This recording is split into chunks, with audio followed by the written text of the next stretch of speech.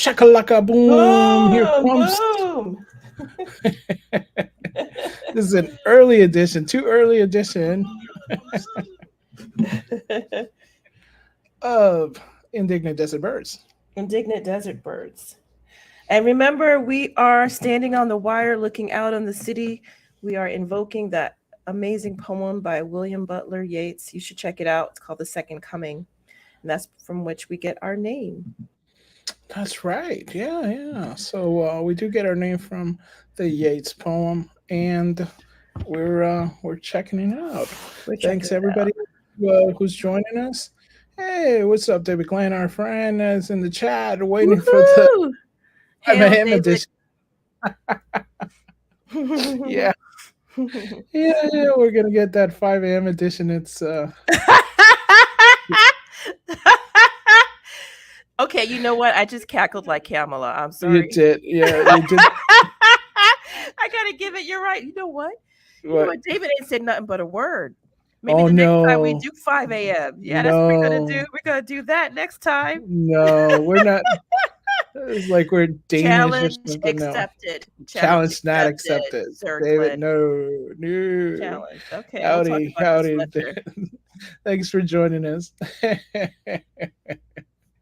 Yeah, Right. yeah. Yeah. Let's we have a limited time today, so we're gonna get through Limited some of time. You these know we things like that to we get have. going. When we start talking, we don't stop. Once get talking, we don't stop. Yes. So let's go with our first story today, All right? right, let's do it. Let's do it. Let's do it live. We're gonna do it live. We're doing it live. We're doing it live. So our first story of the day: Trump visits shrine of Our Lady of I'm waiting to see how Chetoscova. you're gonna butcher this, Fletcher. Yeah, yeah, I'm waiting. right. Look at what was it? How'd it go now? What? No, I said Our Lady of in Pennsylvania. Awesome. It's Our Lady of Czestochowa. And Wow. Czestochowa, yes, it's a Polish name. And actually, it's a really famous and important shrine in Poland. And many Mm, people, when they visit Poland and they're Catholic, they will go visit. One day we might do a story just on that place because a lot of miraculous things have happened when people have gone there and venerated the image of Our Lady, that is Mary, the mother of Jesus. In this image of Czestochowa, is gone through so many different tragedies and things that have happened, and nothing has affected that painting. I mean, bombings, it was stolen, oh my and it gosh. had like a lot of miraculous things with it. So I guess what happened, Fletch, is there is a, a miniature version or a parallel version of it in Pennsylvania, and our former President Trump went to visit it. Hmm. So I That don't know. Is Trump becoming Catholic? What's happening here?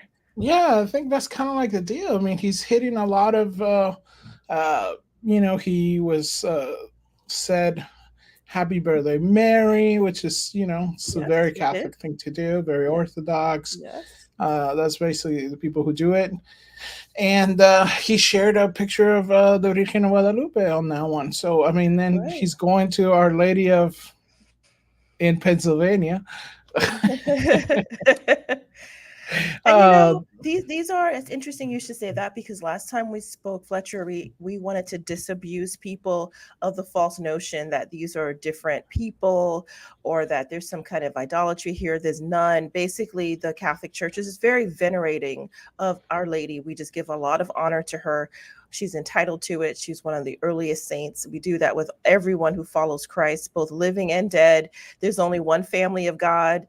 In God, there is no one who's dead, right? I'm the God of the living, not the dead, God says. right. So we honor everyone, particularly Our Lady.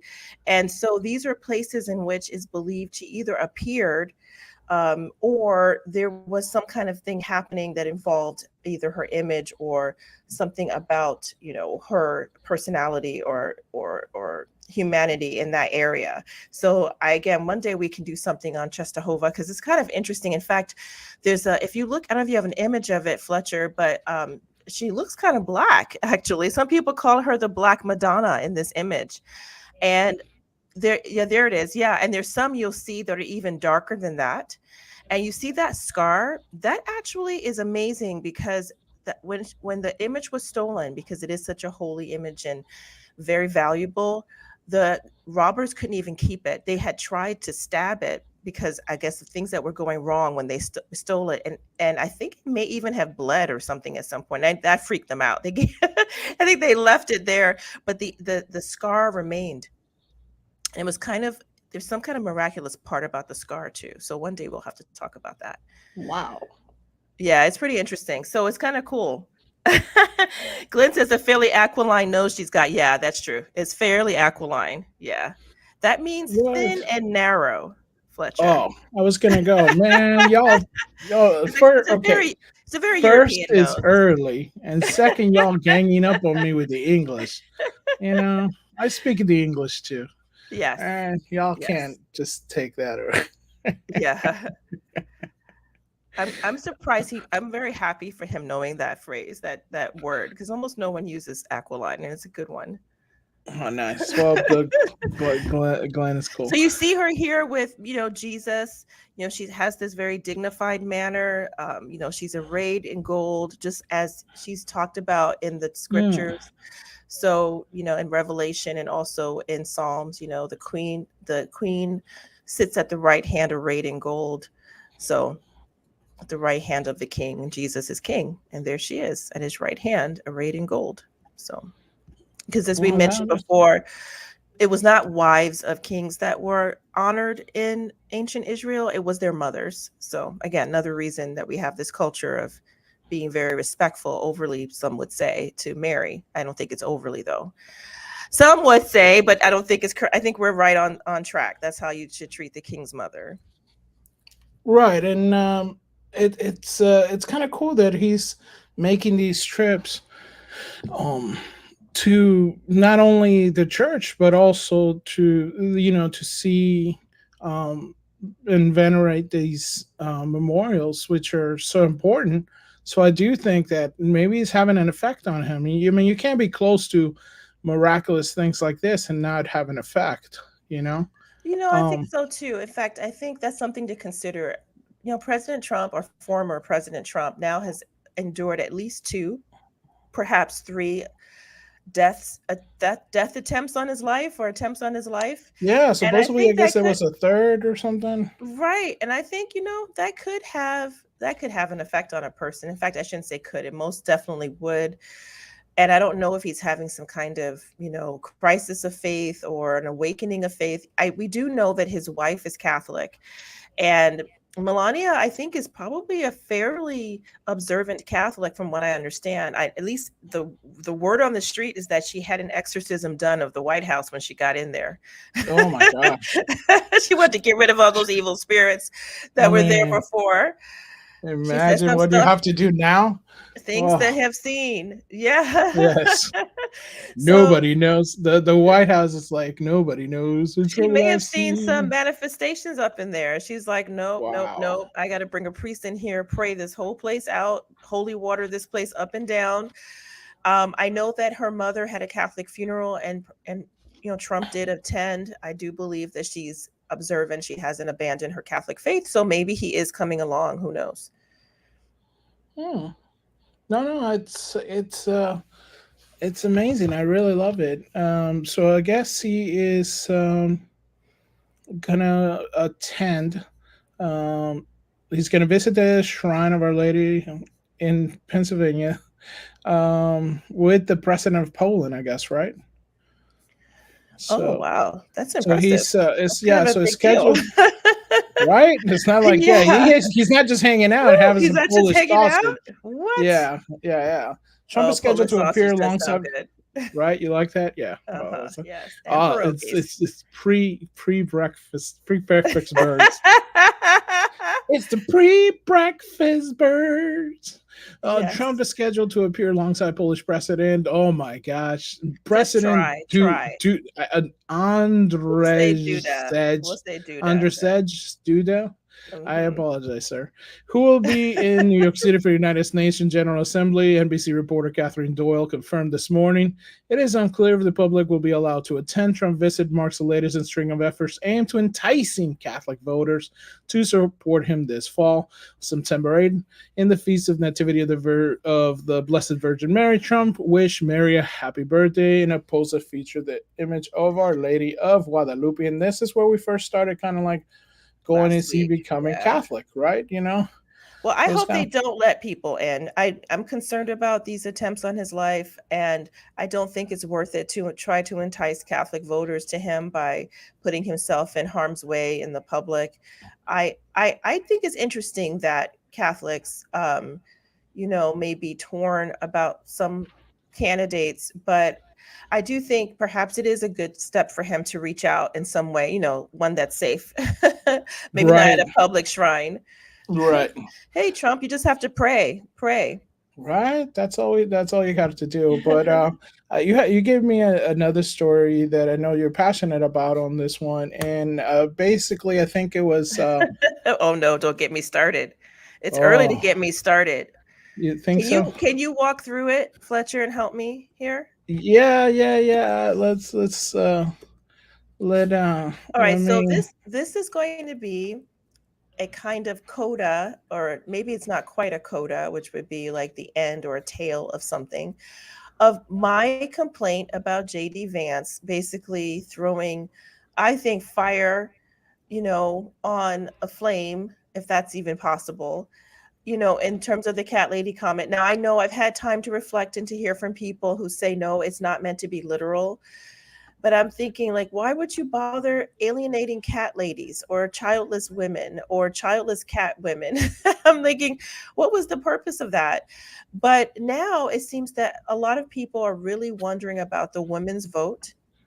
And they're making, I think, all kinds of outlandish claims about it. And ever since women got the right to vote, I think people have been somewhat suspicious, excuse me, of women voting. And I think this latest article by Dennis Prager is indicative of that, and I don't think it's appropriate, honestly. And I think he's out of touch, and this is very boomer. This is a very boomer thing to say. So the title of it, as you brought up for us, Fletcher, the reasons young women embrace the left do not reflect well on these women.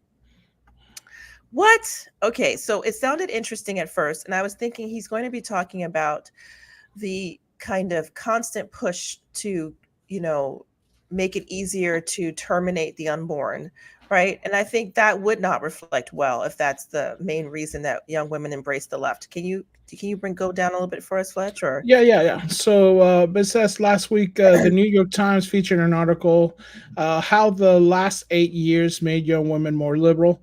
According to every poll since 2016, there has been an unprecedented political and social gender gap between young American women and men.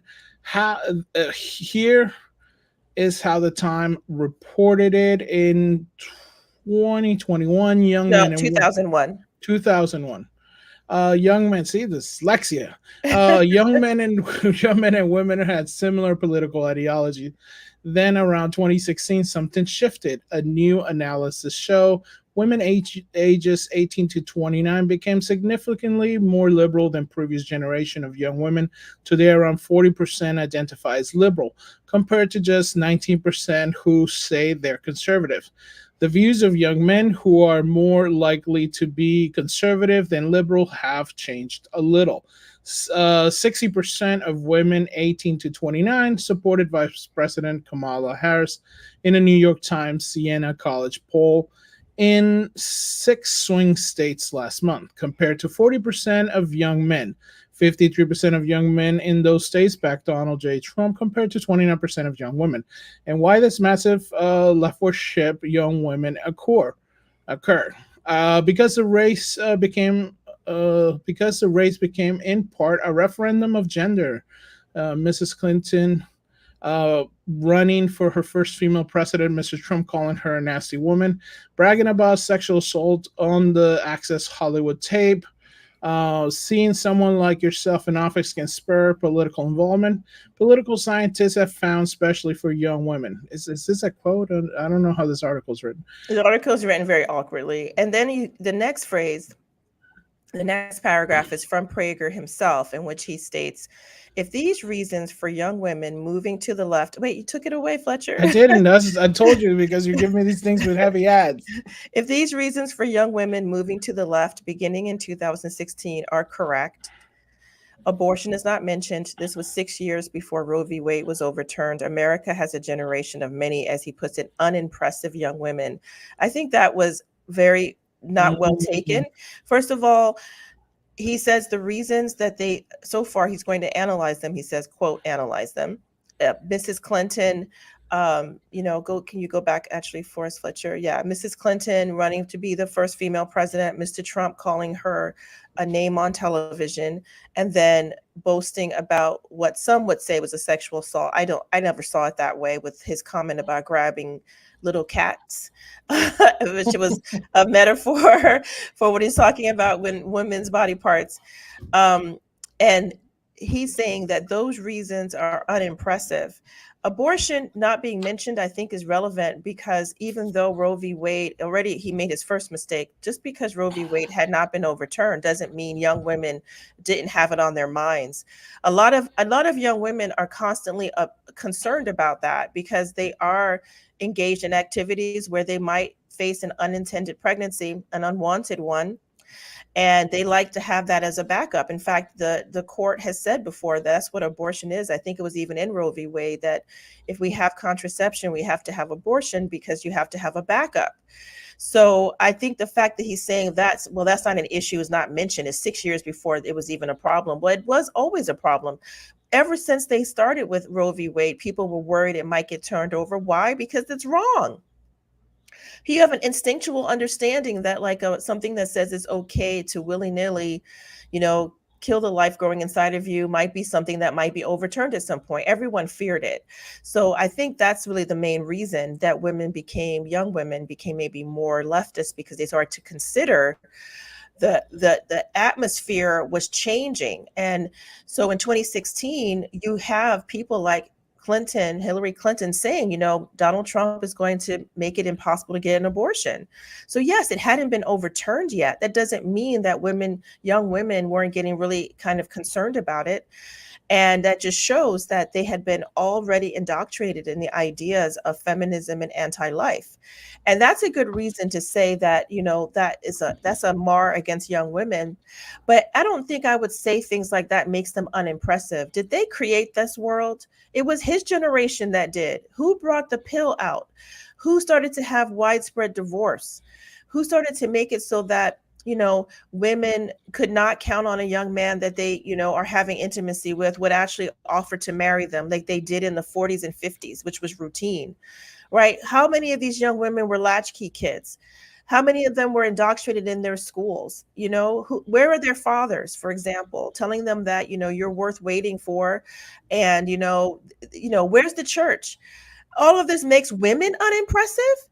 All of this, it makes no sense to say something like that. The reason that women are concerned about abortion, and that's the reason, Mr. Prager, that even in those years before the overturning of Roe v. Wade, when everyone was talking about it being overturned, by the way, there was even a leak about it beforehand. But well before that leak, a few months before Dobbs, there was a lot of talk that this is not going to stand. People were testing it. You think women don't know about that?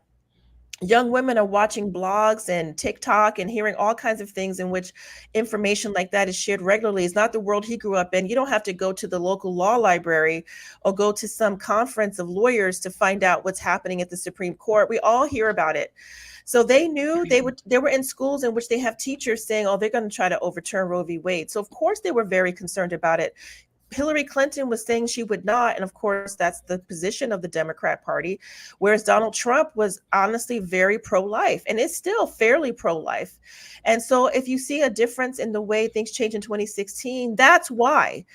But I don't think even that is at the fault of young women. They're just the ones who have to deal with the unintended and unwanted pregnancies more directly, because those young men are not concerned because they can just walk away. Okay?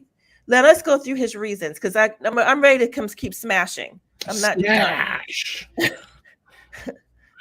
All right. Okay, so his reason. Okay. One, seeing someone like yourself, meaning women, seeing a woman running for president and then seeing her defeated. This man has the nerve to say it is hard to imagine a more primitive reason to support a candidate for president or any other office than the importance of their looking like oneself. Okay, that is an absolutely ridiculous thing to say. I'm sorry, it really is. I don't care if you're conservative, independent, or left wing. That's a ridiculous thing to say. Many people use all kinds of proxies in terms of trying to figure out for whom they should vote. Information is not always easy to acquire, even with our information overload, because you can't always trust what's being told to you. And especially when it comes to political campaigns where everyone's slinging mud, is this one really going to take away guns, or is this one not going to take away guns? They said it this time they said it's not. It can be difficult. And we all know that we're not getting the full story. And we don't typically, these days, it's not like Abraham Lincoln getting on a train and going through towns. And you can go out there and shake his hand and look into his eyes and say, yeah, I think I trust this, 10 hat man, 10 foot high man, who's 8 feet tall. This lengthy fella. You can actually get to know them. Here, the idea that it would be somehow ridiculous that looking at someone who looks like you as not having any relevance is absurd. This is a person who has no understanding of human nature. And by the way, it's not just women and Blacks that do this or Hispanics. Everyone does this. Have you ever heard, Fletcher, someone say they vote for people that they think they'd like to have a beer with? That's a very common phrase. They say that's how George Bush got in, the second one, George W. Bush. They said, he may not have seemed to have the qualifications, but he seems like the kind of guy you like to have a beer with. I remember reading that at the time. Yeah, that's true. And that's the same thing, dude. That's the same thing. You're saying, this guy looks like me. This is a guy I'd kind of want to hang out with. I can see him at my barbecue. I can see him at my cookout. And you know what? We go get a beer together. Is that a good reason? But that is what Americans have chosen, because the lack of information, the lack of civic training. And so don't blame women. Don't say that young women are wrong because they say, oh, look, this is a woman. She might have, it's not irrational to say this is a woman. She might have some similar concerns as I do. She might understand where I'm coming from. That's not a wrong reason. Now, I would say, should that be your only reason? No, you should definitely, pry deeper. But you're all talking about young people. Don't make it about misogyny, but because they're women. And they're stupid. I'm sure a lot of the young men also have different kinds of markers as well. Look, Trump, Fletcher, look what Trump did in 2016. A lot of young Black men for the first time voted for a Republican candidate. Why? What? Because he looked like them. Right. In a way, he did. The swagger. He had the swagger. He was, they had pictures of him. I saw the memes wearing gold chains, swaggering around. Some of the kind of crude comments he makes. He sounds love Trump. Right. He seemed like a rapper. Guess what? They related to that. That made them. Is that wrong, Prager? Okay, he became president over that.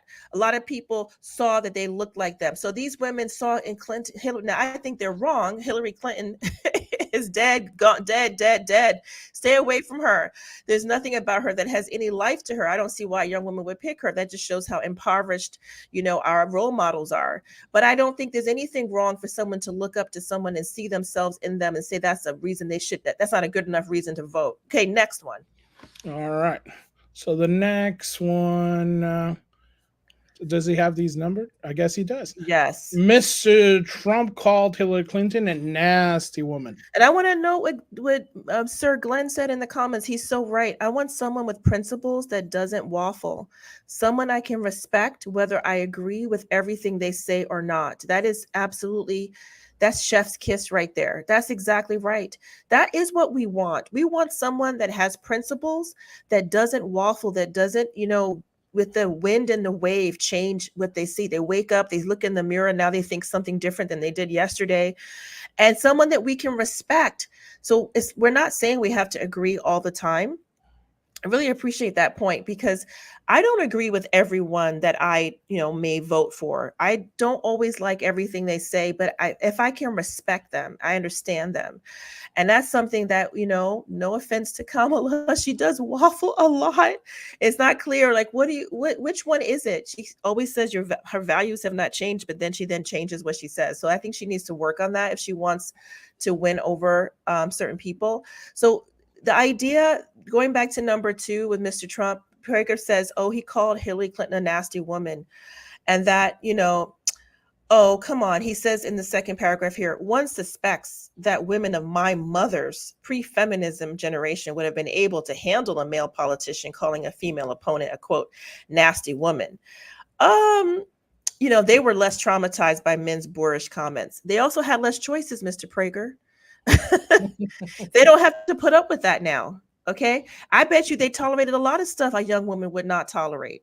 Right. Where their husband goes and day and night, how much money he's bringing home, whether they get hit by him or not. Right. A lot of times women would have to put up with stuff because there were not as many options to deal with it. I was just reading the other day about a poor woman. Actually, you might have heard about this. It was a horrible story. A Kenyan runner who ran in the Olympics got burned alive by her boyfriend. Yeah, there's a real problem. They're far behind us in Kenya. They have a lot of domestic violence, and there's not enough of a culture or law. There's law against it, but you have to have a culture to support the law, because just the law is not going to do it. But if they know people will really, criticize and censure and really put them in prison for it, maybe they would stop. But as of now, it seems more like a slap on the wrist. And a Kenyan woman who was talking about it said that, you could see the visible scars on her body, Fletcher, from where her husband had really traumatized her, had beaten her, and she managed to get away. Mostly she got away because I think there may have been some NGOs or some non-governmental organizations that really helped her to get away from her husband, because there was nothing that would do it. She couldn't just leave him like that. And already I think she was suffering because I think they could get her away, but they could not have her take the kids with her. So she was getting visits and so forth because of the way their culture is. So I'm sorry, Mr. Prager, by saying, well, my generation, it's okay if a man is boorish and rude or makes, sexually aggressive comments. They could take it. No, they couldn't take it then either. They had no other option. Okay. Why do we have to support that? Now, I like Trump. I do. I think that his comments were off color at best. And guess what? Melania Trump loves Trump more than you and I do. I can guarantee you that, right? That's her husband. And she condemned the comments. I remember she came out. I thought she handled it very classy. She was like, I am offended by my husband's comments that he made, before we were married. I don't approve of that. I don't think there's anything good about that.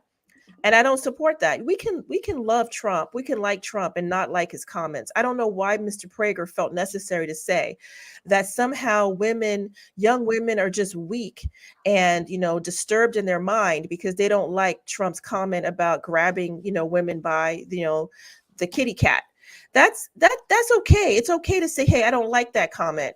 And it's okay that when someone's voting, they might take that in consideration. Now, for me, that would not be enough to sway me one way or the other. Not because, well, I'm tougher, I'm like his mother's generation. No, because like our commenter said, you know what? I'm willing to overlook that for your principles. I understand that I'm not voting for, the next Catholic saint. I'm not voting for the next pastor of my church. I understand that. So, but I also understand people who take that into consideration. That's okay.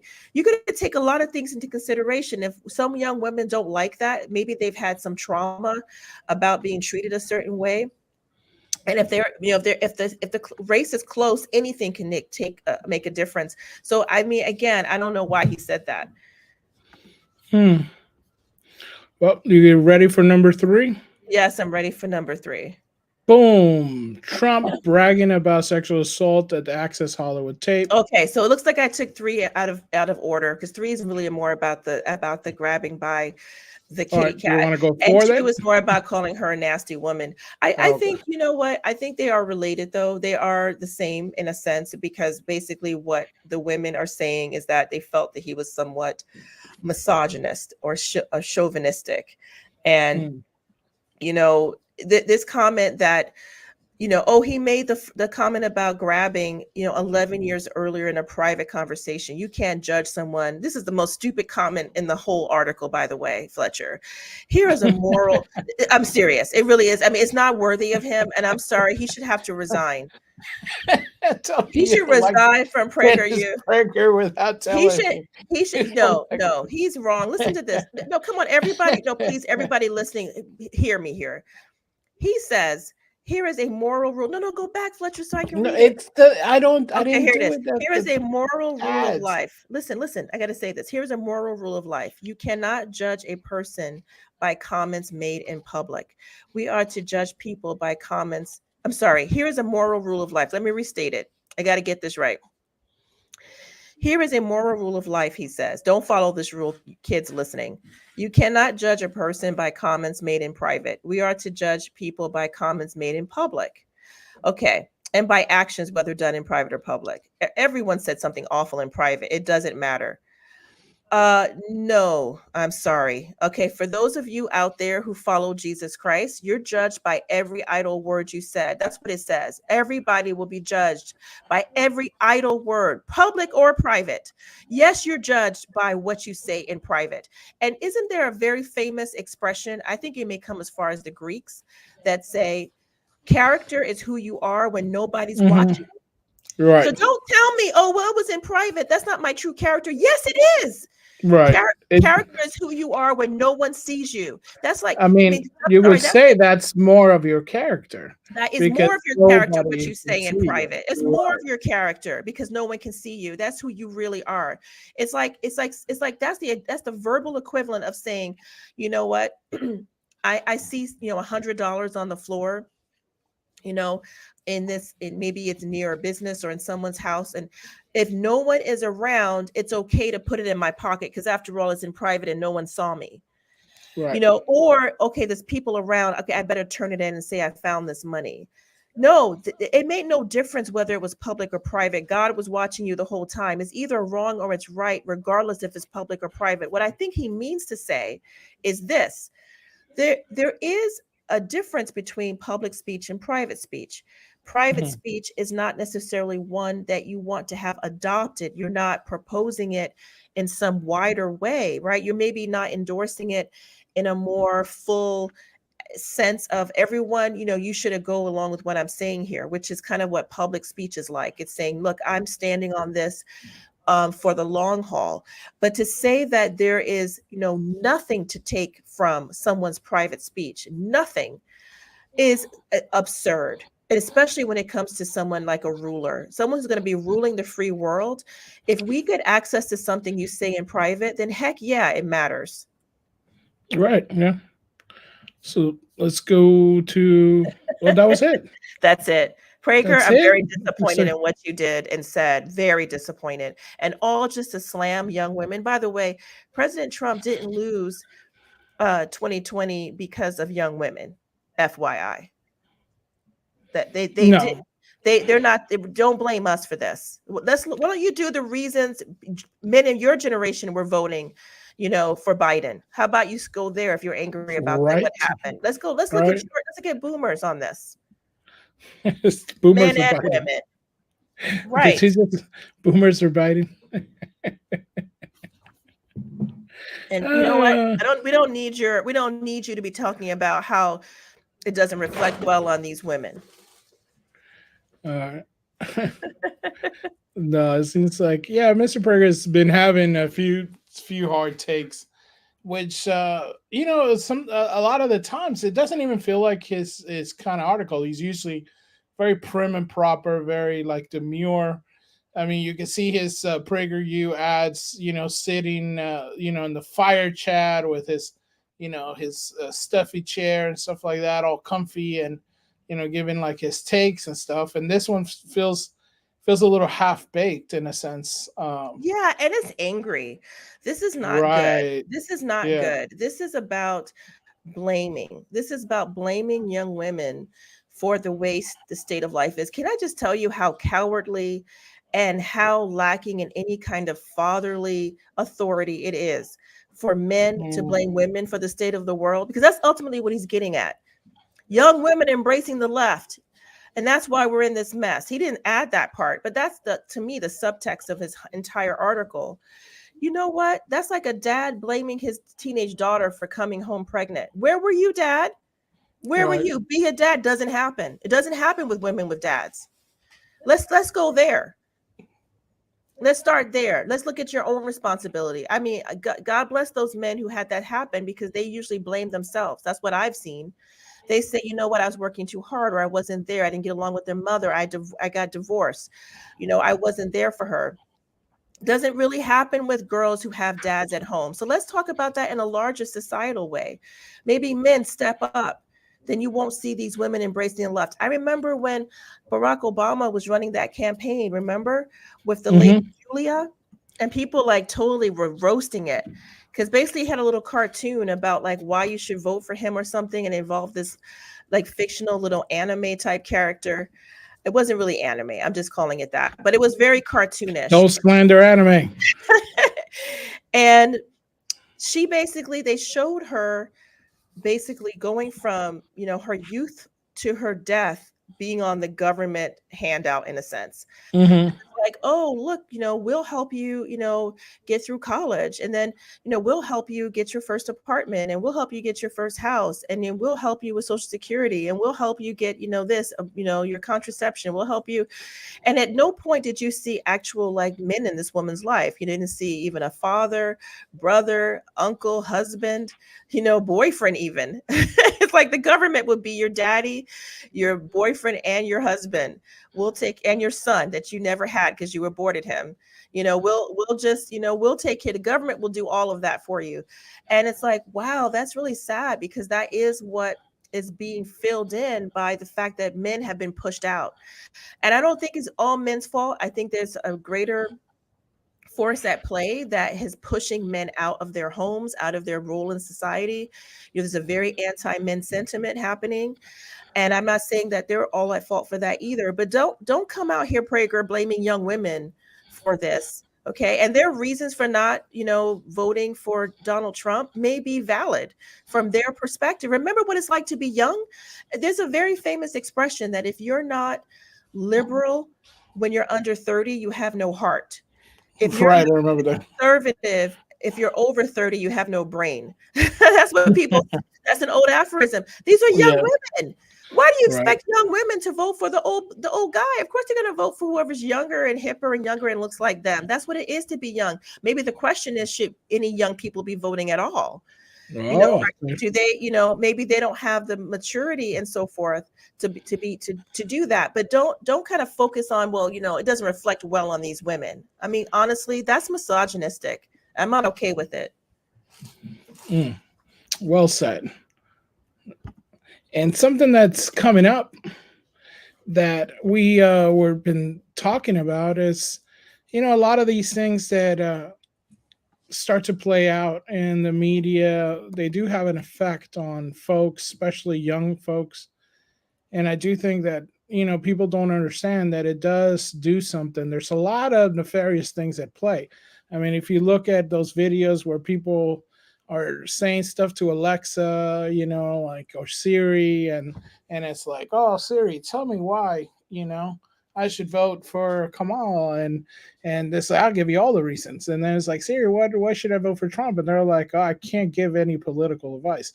You know, it's you know, it's done like that. You Isn't that do have something? access to a lot less things, and you know, and but let's go with a lighter topic, but not maybe not for some.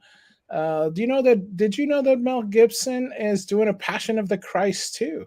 I did not know that, I Fletcher. know it was surprising because a lot of people would say, "Hey, it's finished," so that would have been it. And a lot of jokes, especially by atheists, on this one, um, because you know it's like that's right. This time, you know, it's coming like, you know, they gave like, you know, he has guns or something, and he's coming in and he's gonna take names and you know that kind of joke. Like that's right. His time, he's bringing his angels, you know. So You Oh, know what? I'm on board with that. I mean, that I don't think they get it because this is not a second coming. This is just his resurrect. Not just, but this is the moment after death when he resurrects. And I think that actually is a nice coda to the story because actually, when we do Stations of the Cross in church, there is the option at the end after Jesus is buried in the tomb that you then go to the 15th station and you actually talk about his resurrection. So it's not outside of the realm of Christian and Catholic experience to kind of reflect on the passion of Christ to involve the greatest event that ever happened in human history, which was his raising from the dead, rising from the dead. And that is something that I can see why he might want to do it. I would worry that would he do as good a job, because I know that last one was done so well that it makes yeah. you worry, because most times sequels don't do as well as the first one. And I would just wonder if that's going to tarnish the legacy that he had from what was really a really wonderful film.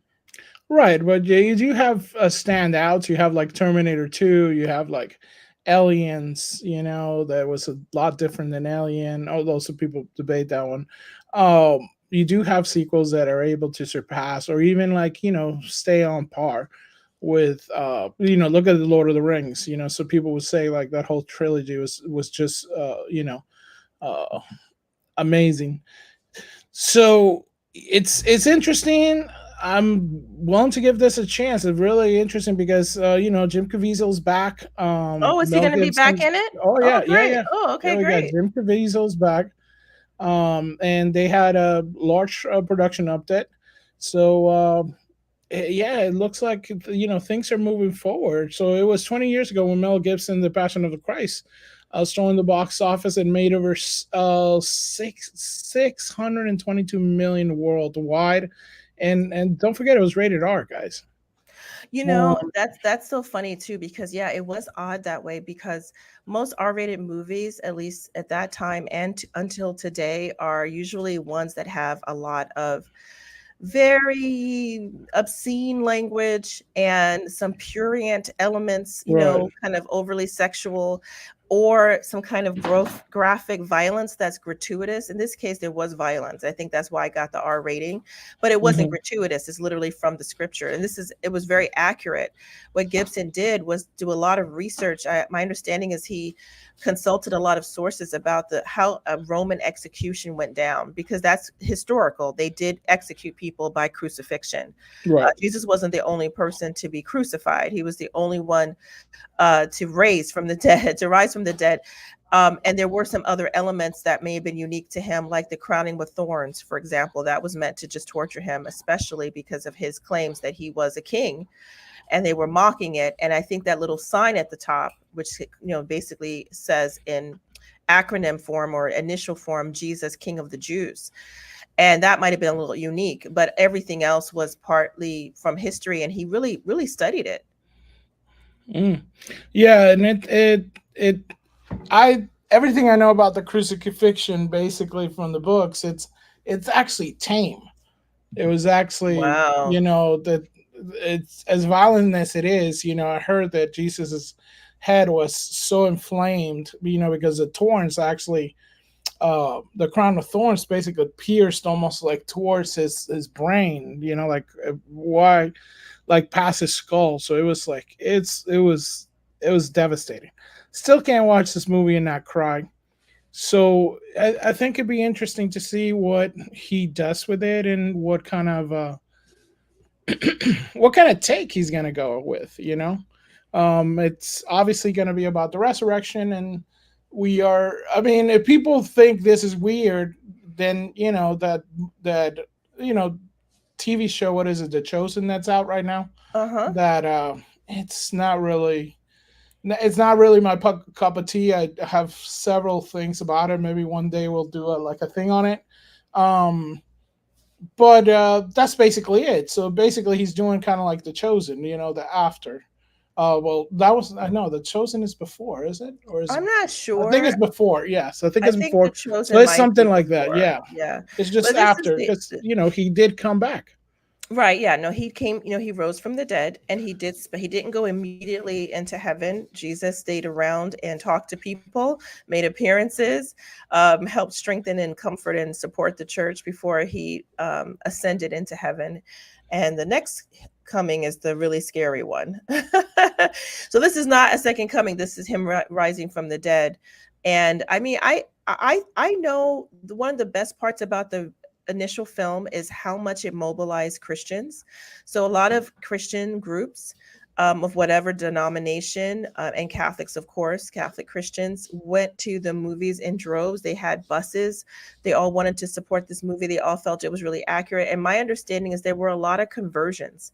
In fact, one of the most startling one I read about Fletcher was a man who had committed a murder 30 years prior, had never been caught. He was completely safe. And do Wow. you know that in seeing the movie, he then turned himself in? You can read about that. He felt so convicted. He was saying, you know what, it's just not worth it. I need to go turn myself in. And he did. And there is no statute of limitations on murder. So I do believe they prosecuted him. But God bless him. That tells you how amazing this movie was. I also read that they had mass on the set each day. So they had Catholic mass, and they had so many conversions of people on the set, people who were atheists, people who were lukewarm, people who were away from the church. A lot of people came back to God in the making of the movie, not just those who saw it. And my understanding is they had seen actual miracles. I think Caviezel has talked about some of them, like things that happened that were unable to be explained through natural phenomena. Hmm. No, it is amazing. It was such a great movie. It still is, and hopefully they're able to get it right again, capture the magic again. There is another movie that's being made, and it's, I don't know if it's going to be as venerated and as well. How should we say handled? So it seems like Bas Luhrmann, he's gonna be doing Jane of Arc. Ah. Do you like that they actually did her French spelling on that? I don't know what that is, but that's not French. Her French spelling would be Jeanne d'Arc, which is Jeanne. This is Jehan d'Arc, which makes me think, I don't know, maybe it's German. I don't know that. Uh, That's not French, Fletcher. oh no, You mon know what? Dieu! In the name of Father, Son, Holy Spirit. I think that um, Joan of Arc is a rich subject of study, rich. There is a very famous play about her life that is done by the very celebrated American author Mark Twain. And if you have a chance, it's not a bad read. He was obsessed with her courage and sanctity, and he wrote this book. He wasn't Catholic, but he wrote one about Joan of Arc.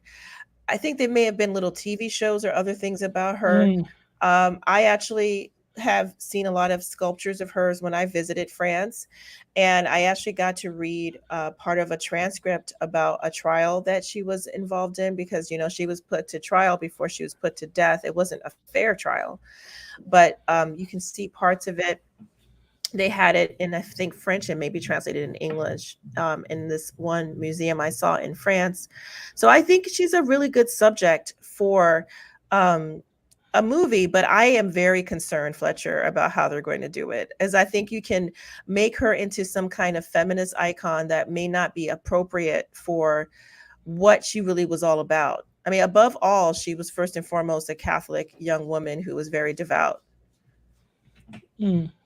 No, yeah, I mean I don't know. He had some interesting films, some fairly good ones that I can say he is a bit of a provocateur in what he does. He likes to kind of like do experimental things. So this is where I really worry, um, because so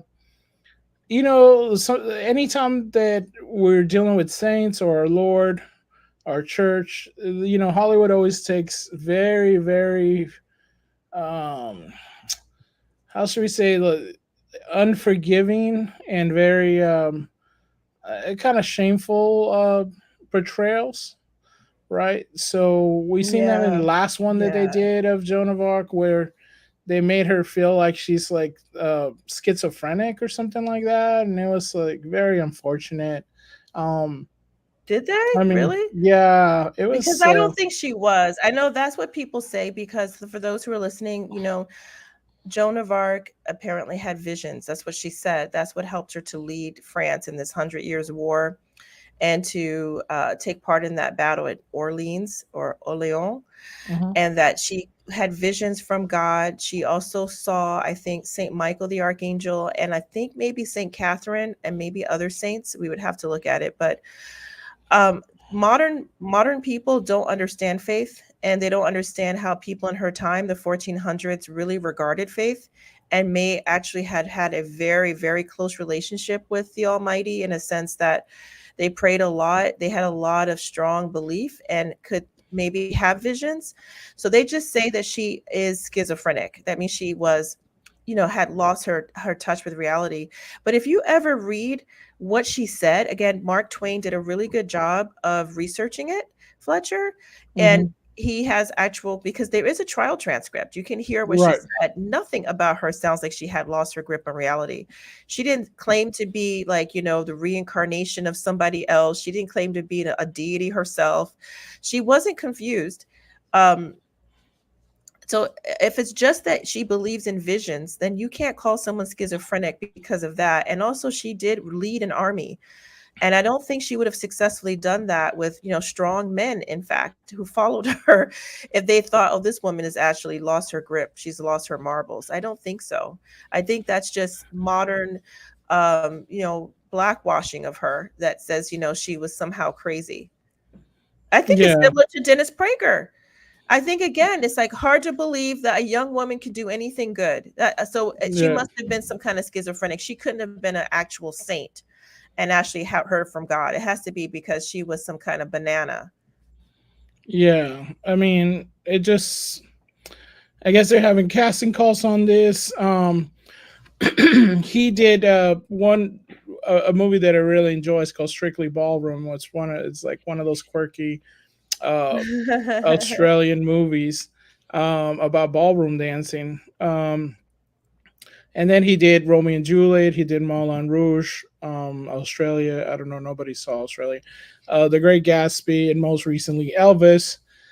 Throughout his film career, Lerman also found success in opera. He did La Boheme from Broadway, I guess. Cool.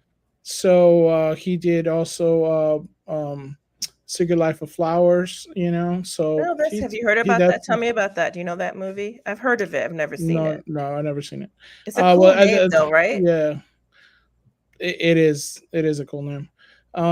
So he had worked on all this stuff. So Joan of Arc has story been told in film and television many times, including Luc Besson, The Messenger. That's the one that was last year, the Messenger and stuff. So there's an actress who wants to play her really badly, which is Jenna Ortega, which is a popular new actress, and this one of our brothers, Franco, Catholic kid, because Jenna Ortega has said that is to play her has been her dream. Um, Really? Do I yeah, believe that? right. Sorry. I think Maybe, yeah, but I maybe. think yeah, I think it's maybe because they have this idea of Joan of Arc as a rebellious, kind of feminist, and it's so not what it actually is, but yeah, so our brother here, Frank, broke Jenna it down. Ortega Let me reveals see. Can you hear that?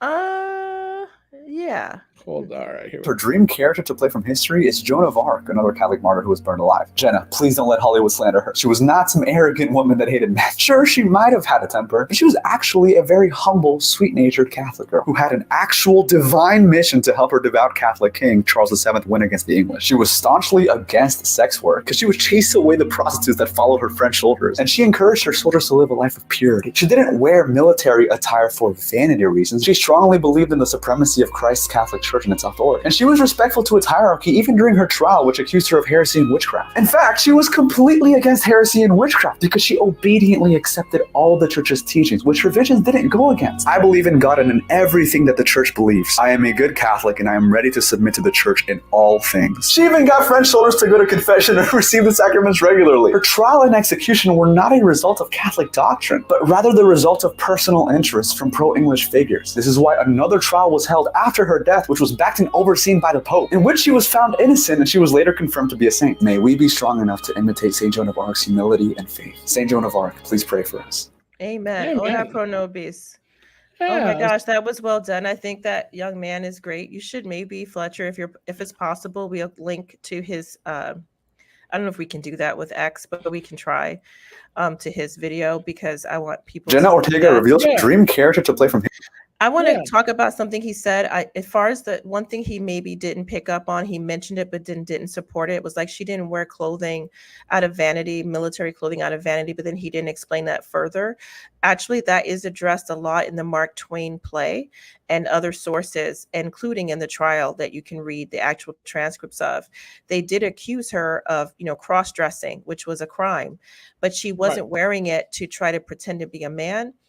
In the sense of, I want to, be seen as a man. She was doing it to protect her virtue. She said that when she was too easy for her to be taken advantage of sexually, like they would try to rape her if she didn't have on military armor. That's what she actually said in the trial, that she wore that because it was hard for them to get that off. So if she was either like when she was captured or, for example, when she was in jail waiting, she still wanted to keep the military armor on because it protected her, especially being around other guys and stuff like that. She didn't want to have a skirt that could go up. It was nothing to do with her trying to become a man or arrogate herself to a man. She was trying to become as inconspicuous as possible. She didn't want to stand out as a young girl. Right. And that was why. So I hope they don't go down that route because that was not at all accurate. Yeah, and that's a problem with today's people who do the whole like, transgender is actually like a thing or any kind of thing. It's just, that this is what I worry. And, the lady who wants to play her being like so-called ally to this stuff, you can tell if she has any word on it, any kind of say so.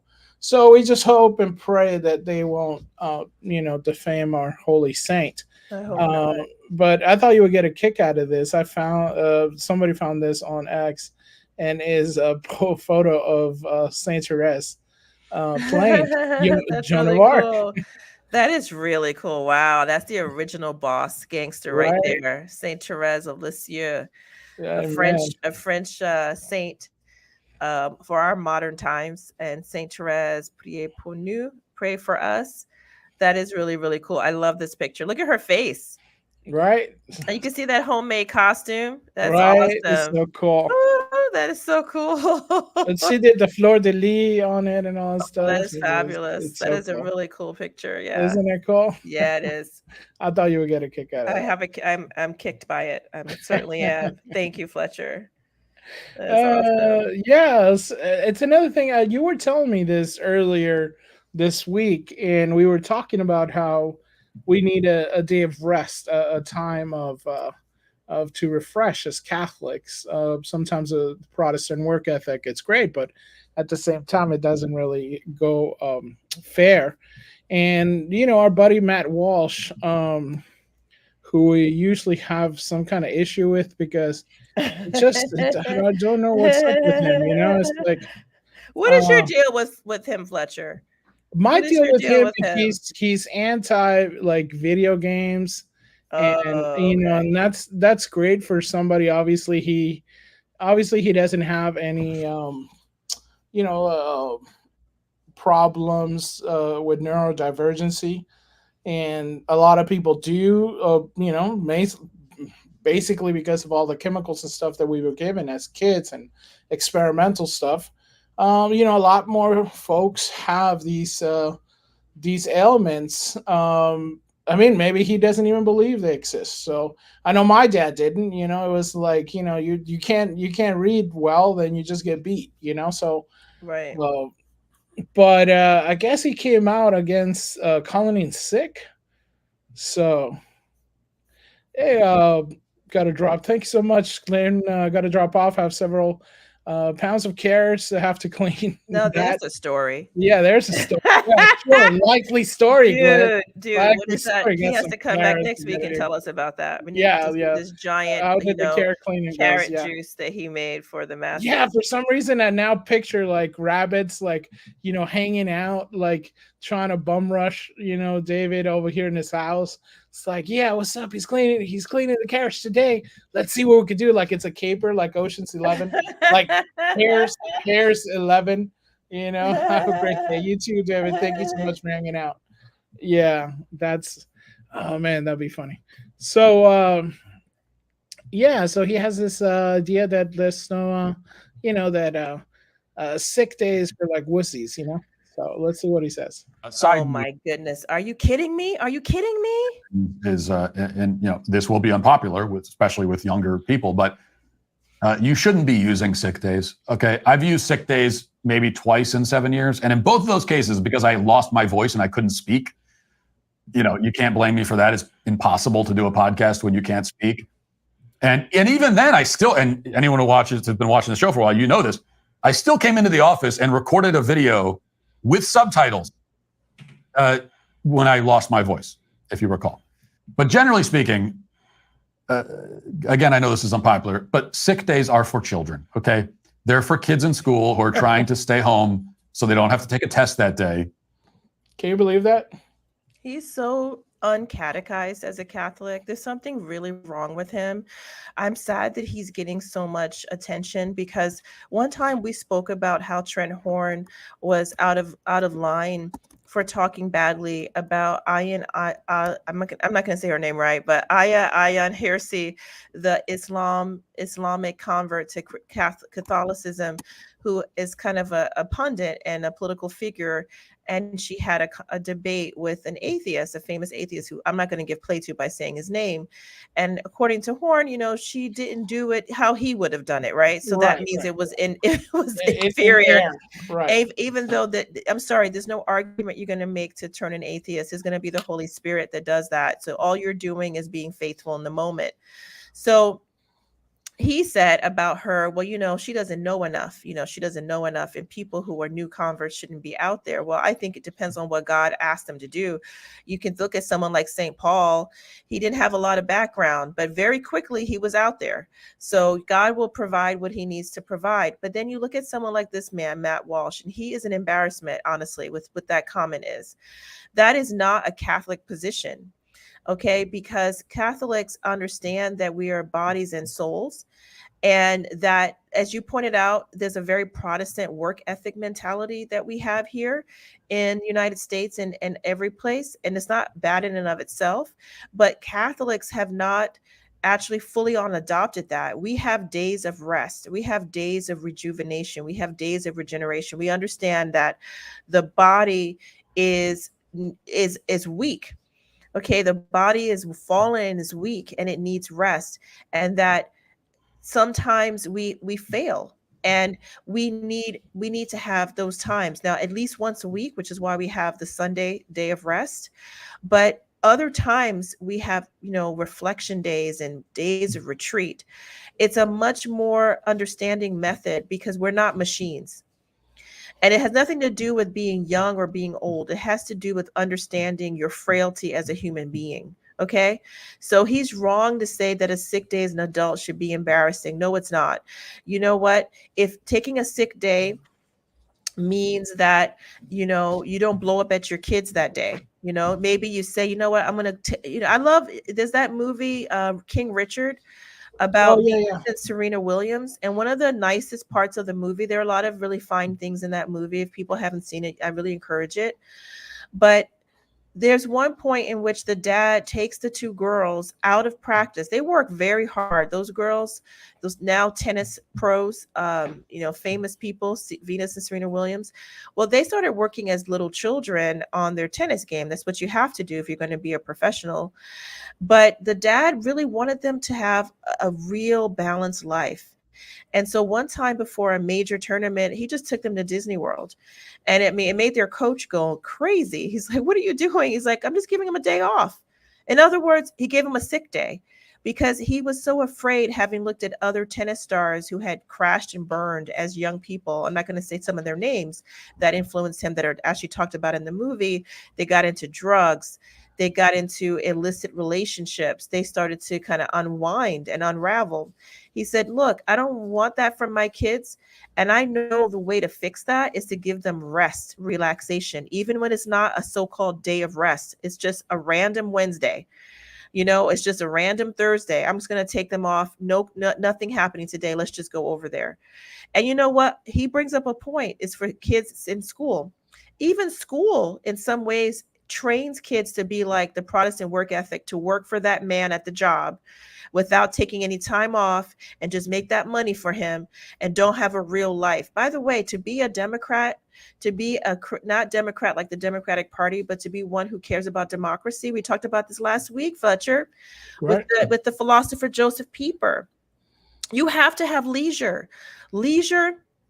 Reflection, relaxation is what is required for a democracy. We have to have the ability to reflect and think and have time to unplug and unwind. And that may not be done just once a week on your 1 day off or your 2 days off. It might be from time to time to take a mental health day, for example. That's nothing wrong with that. That's why that's why we fought hard to have sick days, to have times in which, you know what, maybe today your kid just needs you to sit down and play checkers with them. Maybe you don't have a kid or your kid is fine. You just want to sit in the bed and read the Bible. Maybe you're still grieving the death of someone close to you. His mentality is very dangerous, very dangerous. This is what happens. I mean, people who work themselves to death, people who have no reflection, they're mean to people at the job, or like the young lady who literally died at her desk.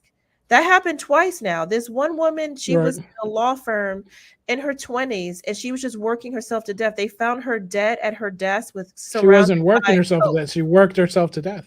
She worked herself to death. Or like the woman who died recently at, I think, Wells Fargo. Yeah. And no one even noticed. They're just working. No one takes note of anyone else. That's the same mentality that he's promoting. It's like, no sick day. What are you doing? Work. That's not human. That's not Catholic. I'm sorry. I don't care what he calls himself. That's not Catholic. Like, with rare exception, taking a sick day as an adult should be pretty embarrassing for you. Calling your boss and saying, sorry, I can't come in today, my tummy hurts, is humiliating. You need to be at work. Okay? No, you Adults don't have time to be sick. That's garbage. They don't have time for it. That's. I was just having this conversation with my kids recently, actually, because I was kind of under the weather, and my kids were aware of that, and they said, well, so why are you going to work? I said, because I don't have time to be sick. Okay, I don't know, I can't be. I don't have time. But you are sick. Enjoy your heart attack at 50. You know what I'm saying? Because that's what that's about. To say that you don't have time to be sick. What if you did have to take time to be sick? Maybe that makes a difference between you surviving an event and you're not surviving an event. Why would you teach your kids that you owe someone more than you owe yourself? That's not truth. Yeah, but also, I mean, think of what he's saying, because if you do, I think he's trying to be, harsh on young kids who take sick days just because willy-nilly. But like we said, you don't know if you really need that sick day or not, and you have those sick days. Those are yours. You can do whatever you want with them. Maybe sick days because your mental, it's not letting you process things. You want to just chill, play video games, eat pizza, and hang out, right? But also, how about if you are feeling unwell? He's a Protestant. That's funny. He's a Protestant. According to him, he's not. He's a Protestant. You know what? Isn't he a convert? Because sometimes when you convert to Catholicism, you still bring a lot of baggage in from what you used to do. It's kind of like the Bible talks about this. You had Jewish converts to Christianity insisting you had to first be circumcised before you can be a Christian. And St. Paul had to put a stop to it. Like, no, I'm sorry, that's nonsense. You don't have to bring in these, just because the early Christians were Jewish and had been circumcised. That's not part of the religion. So stop bringing it in. I think that's what he's doing. Sounds like a Protestant who became Catholic and bringing in Protestant work ethic values, which that's works for them. It's Puritanism. It's their kind of way of doing things that help build this country, but it's not a Catholic value, because Catholics recognize we have cycles of rest and work cycles. It's ora et labora, because what he's saying is just labora, meaning just work. But the prayer part means sometimes you have reflection, and no, it's not just on Sunday when it's the day we owe God. It's also throughout the week. And I'm sad that he told his children that being sick is not manly, being sick is not adult, because now you're going to make them ashamed that maybe they do need that day. Maybe they need to stay home and get better. Your body does need rest to heal. And you went out there sick. You know what? You think you're so noble. You're not, because you go to a job, for example, let's say you're a factory worker, let's say you're a truck driver, and you're that's sick. The point I was going to make it. Oh, was it? I'm sorry, Fletcher. I'm on a soapbox today. Why don't you make it? But I'll say this. You can put people in danger, and all because you said, well, I'm just too tough to be home. But you know what? You now were impaired, and you were too stupid to actually take time and say, you know what, let me call in. Instead, you went and suffered through being stoic, which is not Catholic, by the way. Stoics are pagans. We can admire them, but that's not Catholic. And now you put everyone at risk because of your being so tough. Yeah. I mean, yeah, it's, I think a lot of people also were joshing him because you're like, okay, you work as a podcast, so I'm just saying. Okay, there's my Kamala like, cackle. I'm operating as though I'm not. So yeah. You work as a podcaster. Yeah, he says some people rare occasion. So it's like, if my job was a podcast, I would call out. I wouldn't call out sick either. My podcast isn't hard work.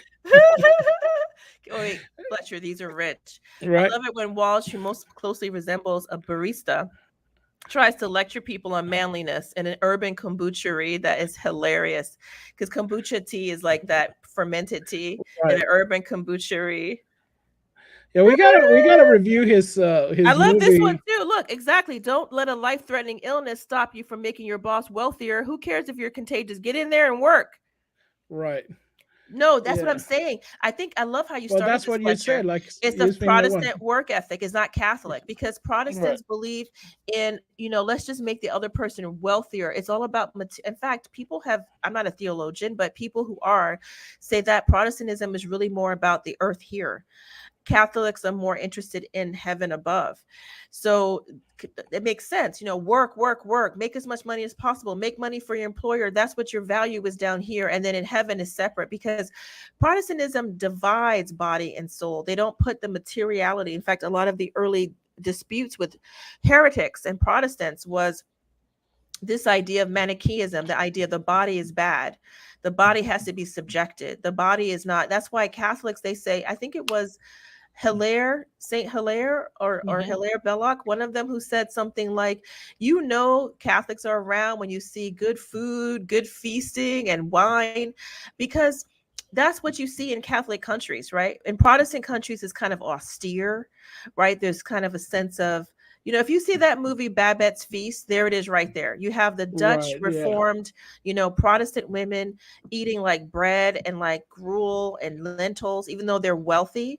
And then you have their French Catholic maid who comes in making like pheasant and like, tart cakes and all kinds of things and wine and carousing, because that is what our faith is about. That's why we have incense and bells and whistles and pictures. We don't have a stripped down altar and quiet, we have all kinds of things, because we believe the body is also redeemed. The body is also being used. So we don't feel, not saying we don't have periods. We have, like Jesus says, when the bridegroom is gone, then they will fast. But so we do have moments like Lent, right? And during Advent, where we, Ember days, where we fast and we pray and we're austere. Other times we're feasting. So what he's saying is no feasting, just fast, just work, each work. Don't even take a sick day. Wow. Yeah, yes, a buddy Matt Walsh, he's at it again. He's at it again. We got to check out his movie Am I Racist? And Is what it I funny? like, I don't know, people are saying that it is well done, so we should check it out and do a review. But you know what, the part that I think I liked about the trailer was that he was disguising himself to be like a anti racist kind of coach or something, and all he did was kind of put on a wig with a ponytail and like some glasses. And it's like, so yeah, bro, because you basically look like that already, you know. But yeah, we gotta pray for brother Diddy here, You're who so right. he was finally caught and arrested after a long manhunt. Remember, we Wow. heard about this a while ago that he was having problems with the law, and when the charges were set, I thought it was going to be kind of like, oh, it was like another shooting or something like that, or maybe something to do with the business. But I was quite surprised. A lot of people were not. I didn't really follow it as much. But I did hear a lot of people, talking about like his escapades, and they were like really devious. But when he had that tape of abusing the young girl Cassie, I was just enraged. I was so upset about it. And now I thought, hey, they're gonna get him for that, and I guess none of that. It was just he was charged with sex trafficking, racketeering, and transporting for prostitution. And you're thinking this guy's a millionaire. Yeah. He's a millionaire producer. He's selling out, albums and all that stuff. He's invited to all the party. You can say he's out there with JC. He's with Oprah, Taylor Swift. He's, all the big mega stars, right? He's doing stuff for Obama. He's doing stuff for Hillary. He did stuff for Hillary Clinton. He did stuff for Harris. So you're like, he's out there, and to be charged with this, I was like, whoa, it's, to me, it was like, what you kind of see is like, I see it, but then you're like, I didn't really expect it, but, for it actually to happen, because most of the time you don't expect Democrats to be charged with anything, I Well, mean, Democrats get charged with things, but it does seem that where's the Epstein client list? It's like the client list and nobody got arrested yet. I mean, it's very disappointing. I'm chagrined that this is how things ended up with him, especially because I know that he was given second chances before. I know he was on trial for, I think it was murder, right, Fletcher? Like many Right, years ago. And he the was flood. acquitted. He had a great lawyer. And now here you are, still screwing up. It just makes me think, like, you just think you're above everything. And maybe it is good for this to happen for him. And if he was doing this kind of thing, then he's lower than dirt. Because that's one of the worst things you can do is, sex traffic someone. That's a terrible thing to do. I don't see how you can have any charity in your heart and you do something like that. So he deserves everything that happens to him. If he's doing that, and he better repent, because that's the kind of thing that can send you to hell. No, yeah, completely. After months of accusation of sexual misconduct and other allegations, Shen P. Diddy Combs was charged Tuesday on 3 counts of racketeering, conspiracy, sex trafficking by force, fraud, and coercion, and trespassing to engage in prostitution, according to legal documents. He's expected to appear before a judge Tuesday morning, where the charge will be read. If convicted, Combs would face a mandatory sentence of 15 years in prison and a max amount of life. His lawyer, Mark Acniflio, told TMZ outside the courthouse on Tuesday that he will fight like hell to free his client on bail. Newsflash, it didn't happen, I think, lately, so he didn't get out on bail. Oh, he didn't? No, I believe they must think it's really serious. Maybe because he was probably hiding out and they know how much money he has, he could disappear. Right. When you have your private plane and all stuff, it's not really, Combs is charged with Persistent and pervasive pattern of abuse towards women and other individuals. According to, it's funny, it's like women and other individuals. What are the other individuals? This is either men or women. According to the indictment, Combs hit, kicked through objects, and dragged victims, sometimes by their hair. The indictment alleges that Combs and his associates would threaten and coerce victims into participating in day-long sex events called freak-offs. Freak-offs were elaborated and produced sex performance that Combs arranged, directed, Let's horrible. not share all of this. We are a family channel, so we'll leave the rest to your imagination.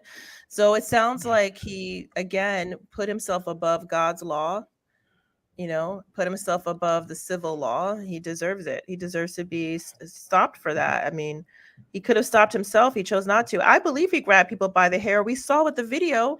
Yeah, we saw it was on video. He kicked her, he dragged her. We can see it. Right, and people are reposting this on X, which is Vice President Harris thanking him in 2020 for hosting the town hall. So that was, I thought, people were really kind of harping on that, because this is the associates, So, yeah. Tupac said it. He didn't trust him. And oh, did he? Yeah. There was because there was according to a few people, he was involved in the whole thing. I don't know how much of this I can play because of the language, but it was Tupac talking about it. Only they can answer that question. I have my own opinion, but I wouldn't slander their name like they did mine. I wouldn't say things that I knew. You know what I mean? I believe so. I do believe so. I have proved things that I can say that will back up my claim, but this is not for the world to know about. You know what I mean? It's between me and him, and only he knows. Right, what was he referring to, Fletcher? What's he talking about? Well, he's basically talking about, because if you remember at this time, you had the beef between Biggie Smalls and Tupac Shakur that obviously ended in both their tragic deaths by assassination. I forgot, I can't say that word, but well, we'll say the unaliving. Right, but unaliving through means of coercion. Right. But basically, what happened is he was in this delicate stage when he was doing interviews. It wasn't like he was gonna say his name. Like when he did it in a lot of tracks. In a lot of tracks, he would mention or slightly mention that it was them, right? As you know, at that time, Biggie Smalls was produced by Puff Daddy, and so they were having beef one towards the other, and people did say that Puff Daddy was involved, especially so. In this interview, he was trying to mention that yes, they are involved, but that's between me and him, kind of saying that they'll settle it in the streets type deal, right? Mm-hmm. Like he's not gonna call him out where the law is concerned, because if he does that, then he's not gonna get his chance, right? He's gonna be protected by the law. So it was a wild time. It's a wild time.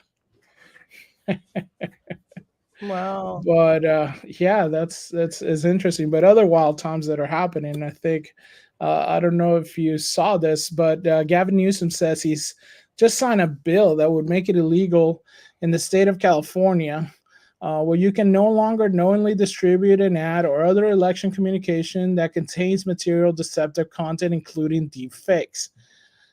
Now, the reason he's saying this is because he saw in I believe it was a video by the streamer Mr. Reagan, because it was a parody, right? So it's the thing and stuff. So this was the ad that was that I think he was referring to, which is because I am the ultimate diversity. Hi, so it's one of these, Kamala you know, Harris, and your Democrat candidate for president, because Joe Biden finally exposed his senility at the debate. Thanks, Joe. I was selected because I am the ultimate diversity hire. I'm both a woman and a person of color. So if you criticize anything I say, you're both sexist and racist.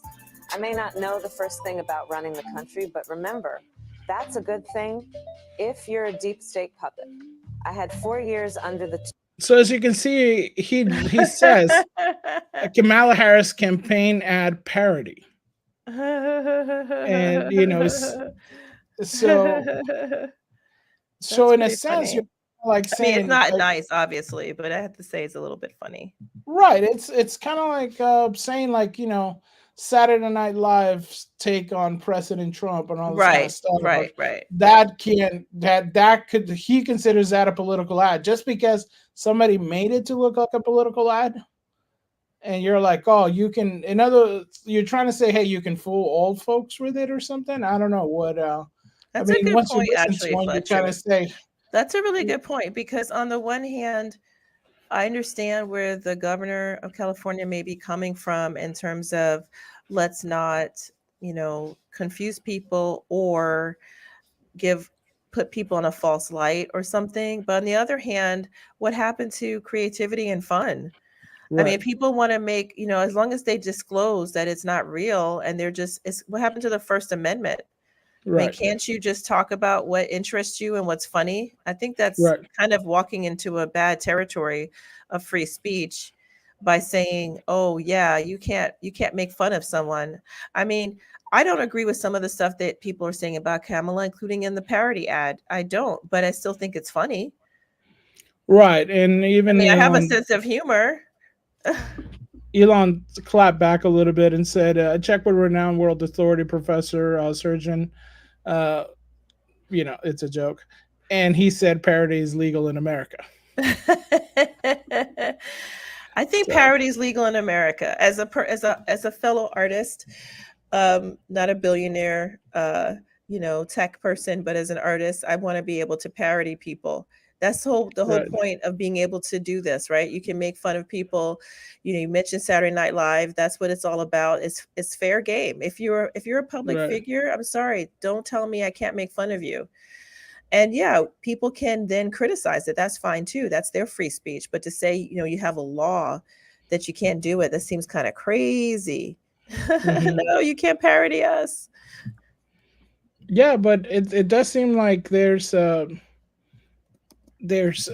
a disconnect. I mean, and other people are doing some, you know, certain things that are, I mean, here you have Hillary Clinton suggest jailing Americans for posting misinformation.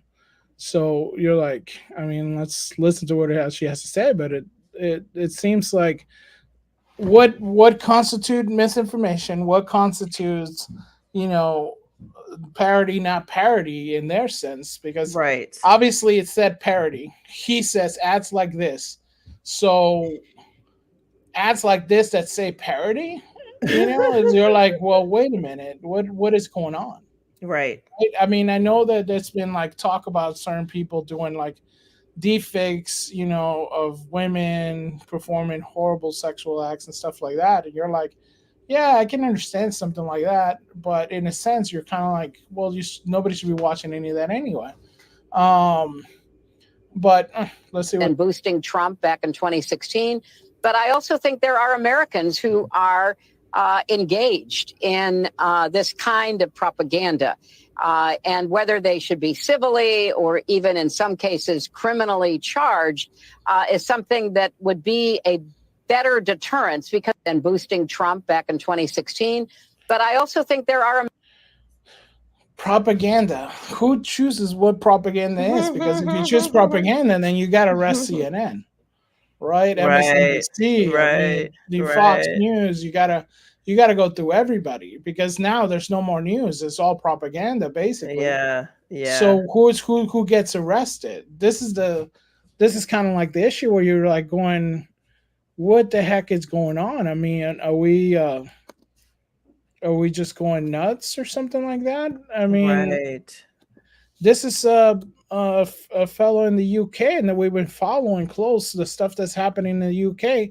So recently, if you guys don't know, a pro-life activist in the UK was criminally charged with silently praying. Yes, silently praying outside an abortion clinic. This was in 2022. There's been many. I mean, we even reported on it, several of them, that all these stuff that's happening in the UK, and it's just insane.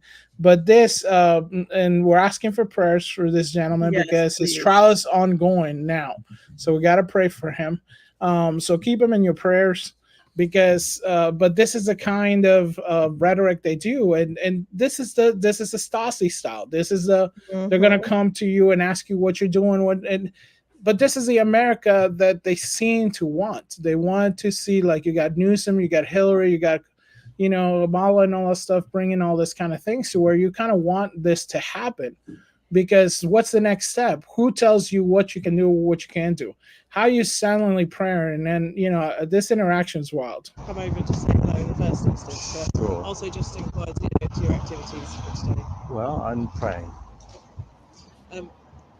Just for your awareness, you are in an area which is governed by a public space protection order. I don't know if you're aware. I am of aware. that public space protection order. They also call it a safe zone. There are signs located in the area, just to make you aware of that, and the area where certain activities are prohibited. Sure. Yeah. In terms of that, can I ask what is the nature of your prayer today? What is the name? Did you hear that? Oh my gosh. Oh my gosh. For those who may not have been able to hear that, the officer asked the man, what is the nature of your prayer today? What's the nature of your prayer? Wow, now that's totalitarianism. That's North Korea level right there. Tell me what you're praying about. Can you imagine? No, that's insane. But I mean, let's look at it. Let's look at it how we were talking about. What to stop this from happening here? Because they're fighting for their dear life over there, and they don't, they're not really known as free speech country, but at least they had some rights back in the days. But what's stopping Newsom from saying this is what? I mean, first they come for the memes, then they say, well, this is political and propaganda. I mean, the goal of somebody from the government telling the people that they're spreading propaganda. I mean, what? By praying. What you guys have been doing? By praying. Oh no! Well, this is just a thing, because they always come for us first. They always come for us first. They always try to get us to, you can't say that, you can't say this. You posted a meme now, and there's many such instances. This is not the only one. You were, but you did. You did share with me a story about how it looks like Vice President Harris is out there, talking about going into people's homes. I mean, this is more of the same, is it not? Yeah, I mean, that's a shocking video. Do you want to play it? Yeah. So I believe this is the video. And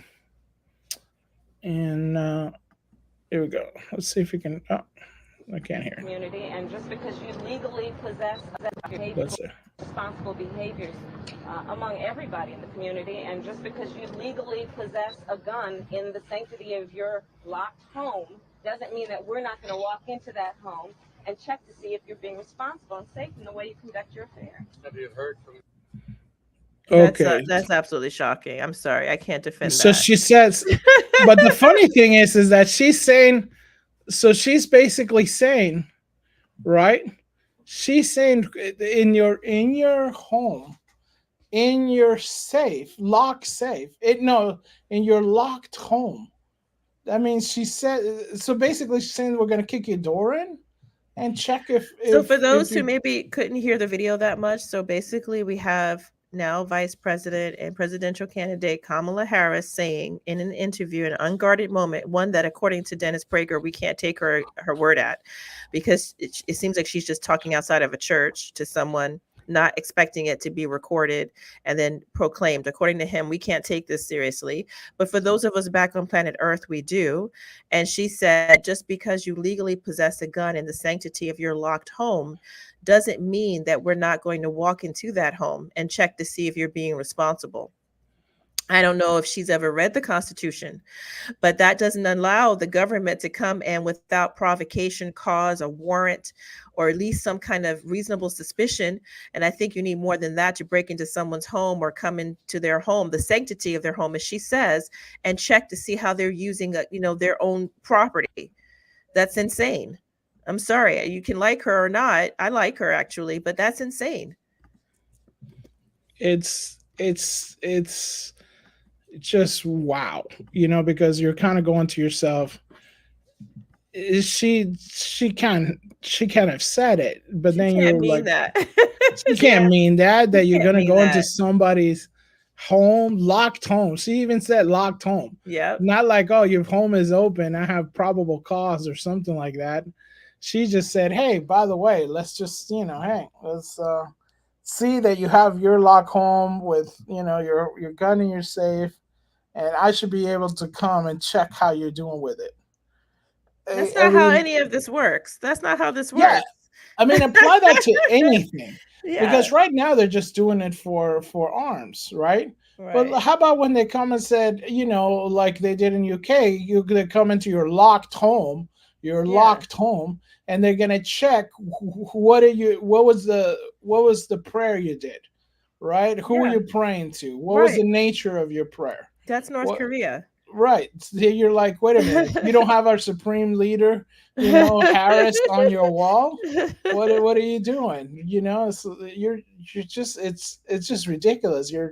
What is the level of tyranny that could happen? I love that word, Fletcher. That's some serious tyranny right there. I mean, our founding fathers were really clear that without cause, you cannot just search and seize anything with respect to citizens. That includes going to their house and looking to see how they're dealing with their guns. That's called a search. And without a warrant or probable cause, you have to have something that makes you think about why you would have to do that. It has to be some extreme reason or some certain reason. It can't just be, well, we're just going to come in there just because you legally possess a gun. Wait a minute. So you're saying someone can legally possess a gun and have it locked away, like you put, Fletcher, in their home, but we're going to come and see without a warrant, without any basis, over the millions of homes. Are you serious? That's a Gestapo state. Right. No, you're it's a psychopath statement. It's going to come look into your home, but just because you're legally married, we're going to come and check and make sure you're not committing adultery in your home. We're just going to come just because, that's crazy right there. You can't preemptively come and check to make sure someone isn't violating the law. This is not Minority Report. You can't do that. No, it's pre-crime. Pre-crime. Pre-crime. What was coming next? But this, obviously, somebody had a way to deal with it, and is one that you sent me. This is from Red State. Epic entrepreneur humiliates FBI when they come to intimidate him. Can't see the shame on their faces. Now, this seems to be a thing where somebody knows their rights and doesn't just allow them to come in, right? To tell the truth, I don't know a whole lot about Jeremy Kaufman. I don't either. Who is listed as American entrepreneur and political activist known for funding and leading a blockchain-based file sharing project, LBRY. Kaufman is also known as a vocal supporter and activist for the Free State Project and a former board member. He's made some statements on Twitter that have upset the always triggered class. I like that, the always triggered class. A search would seem to indicate so, with some calling him a pedophile. Well, PDF file, sorry, there you go. Although my reading of the interaction leads me to believe that he was just being outlandish in his comments. So I'll say this, I'm not endorsing the guy on his viewpoints, but I want to say is that he posted an epic video Monday that showed him absolutely humiliating FBI agents who came to his home to try to intimidate him over what he said. The shame and defeat of the agents' faces seemed to reveal that they knew they were engaging in weaponizing of our law enforcement institution and not actually working to keep America public safe. And he says to watch. So let's check it out.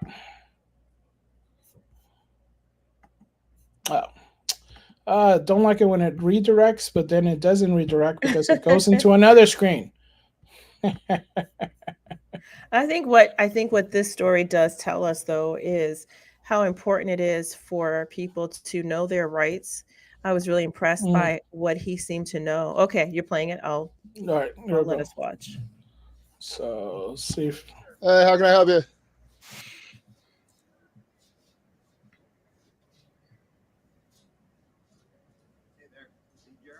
Yeah. How are you? Who are you?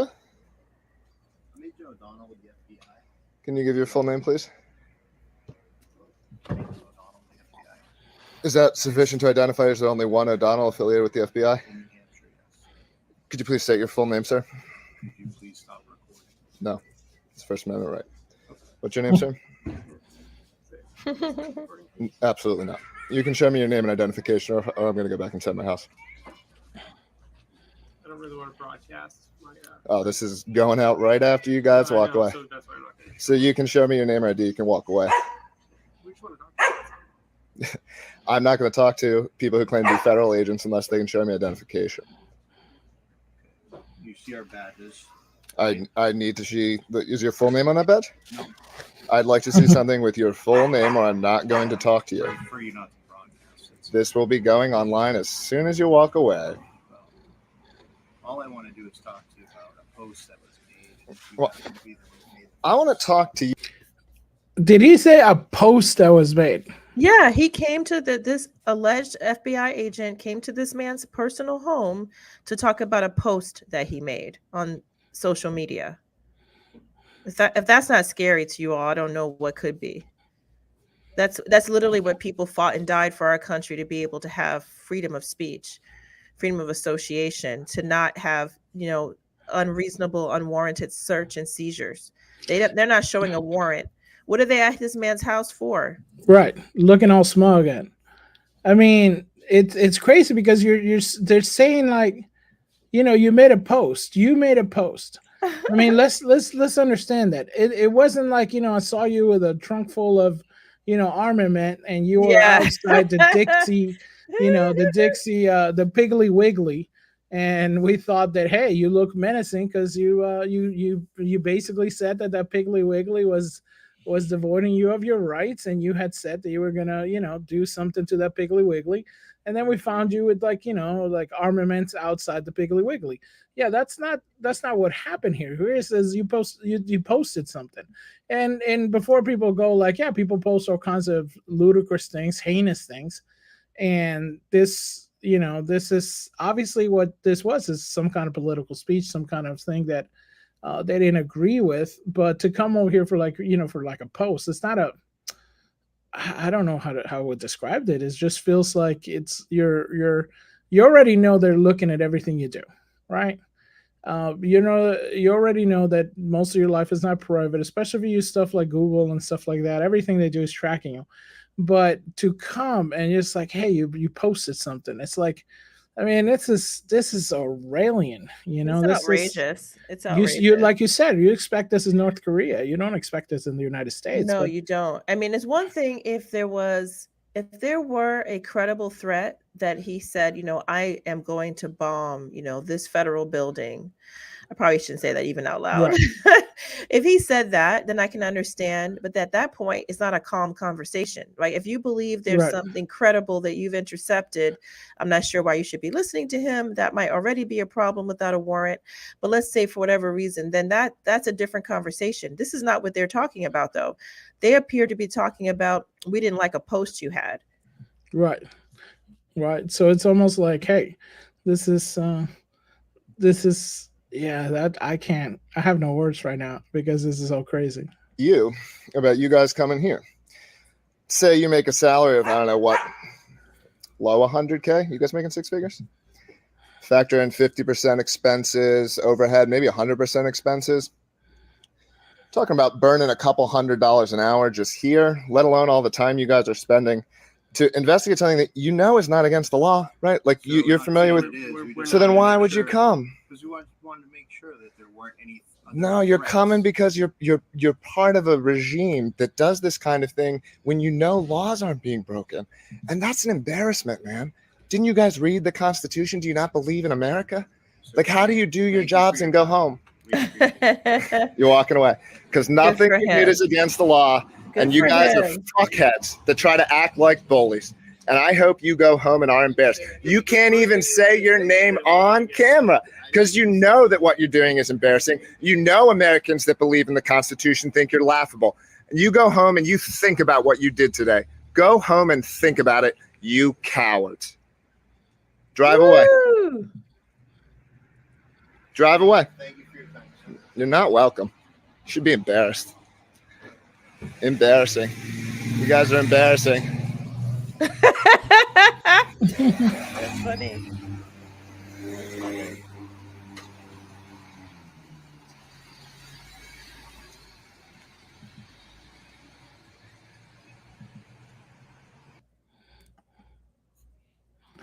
Oh, wow. Yeah. I mean, I think that's really shocking, and I'm glad for this citizen for standing up for himself and really for us all in a sense, because that should never be repeated. People should not have to respond to law enforcement because they express their opinion online. Expressing one's opinion online, even when it's not favorable, is not a crime. We don't have thought crimes in this country. We don't have hate speech laws in this country. We do not have such a thing. If you express yourself in a manner that's, true and not defamatory, and you're not inciting someone to riot, right, or expressing threats, then you should be free to say whatever the heck you want in whatever setting, right? As long as you are professional and respectful with respect to where you are, right?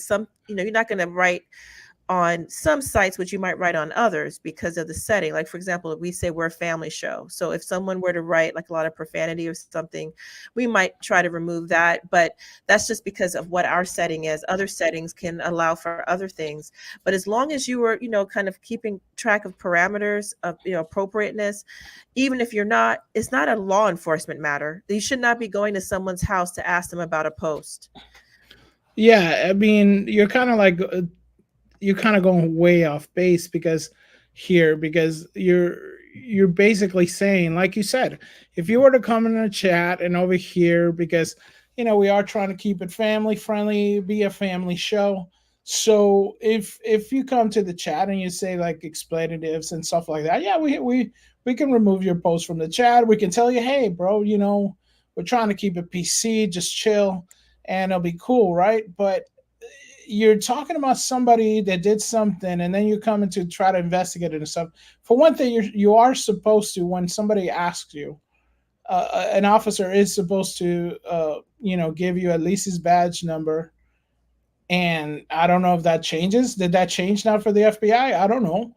But I just know that, you have to know your rights. And we're not anti-cop. We're not anti-police. But we're anti- people who basically abuse that office.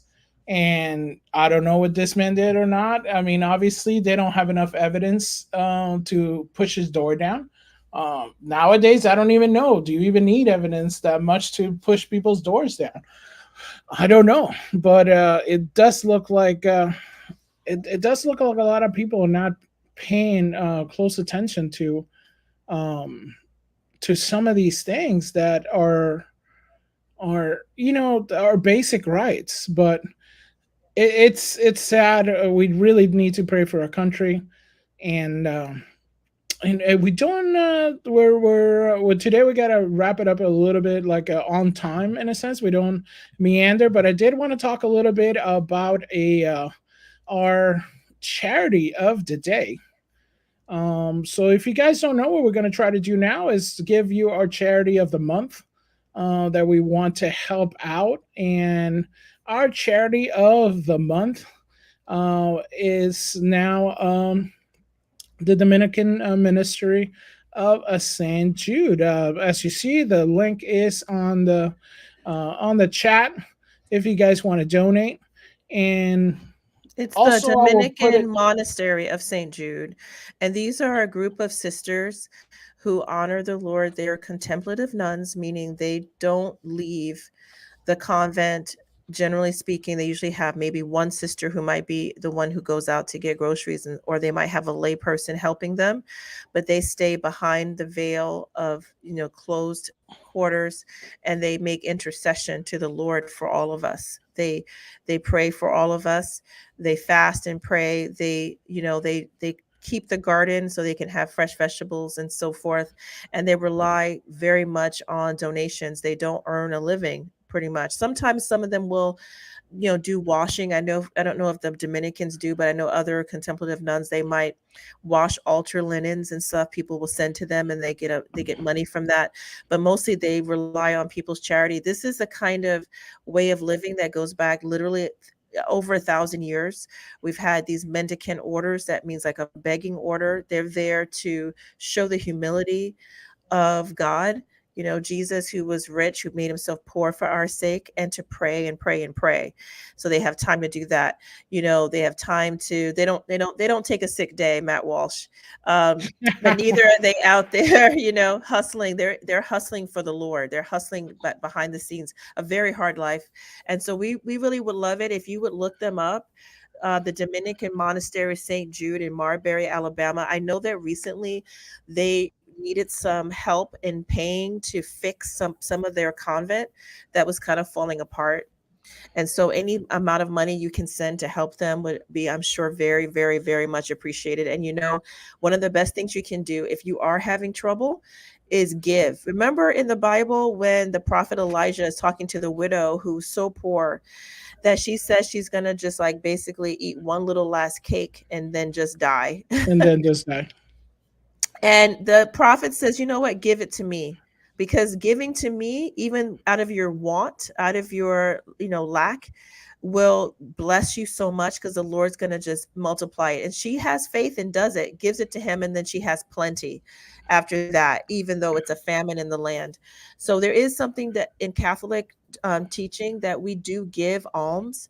It's a way to keep the devil at bay. Also, it's considered to remit a lot of your sin.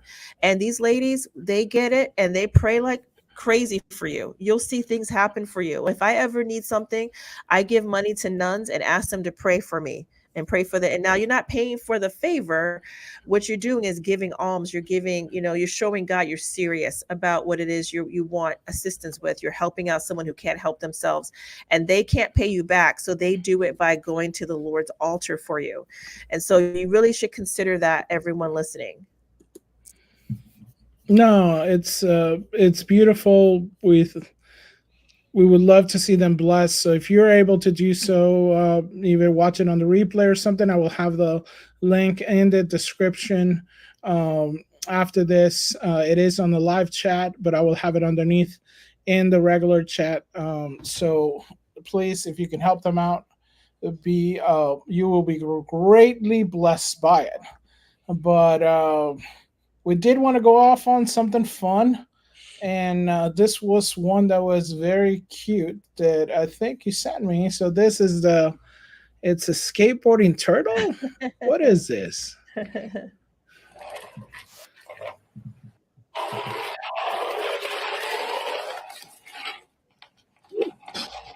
He's looking at him. What? You see how fast I am?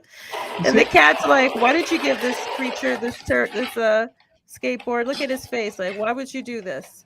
Why would you do this to me? Why would you do this to me? Human, account for yourself. And the turtle looks at him like, how you like me now? Right? How you like me now? Oh. I'm fast now, but this is some of the comments that were made that were funny. The cat looked both confused and traumatized at the same time. Cat, I'm the only one concerned about this.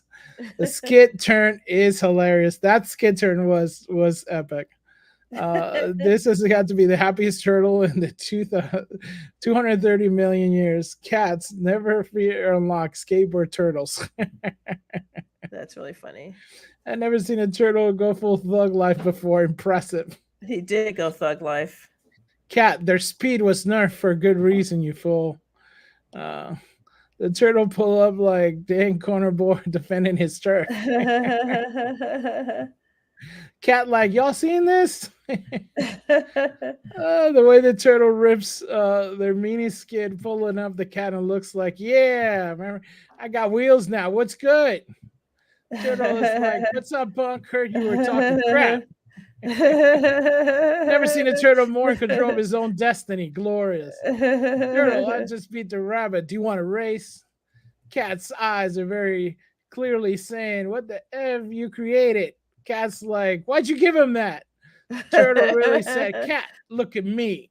I find it fascinating to see the personality of creatures you normally don't consider.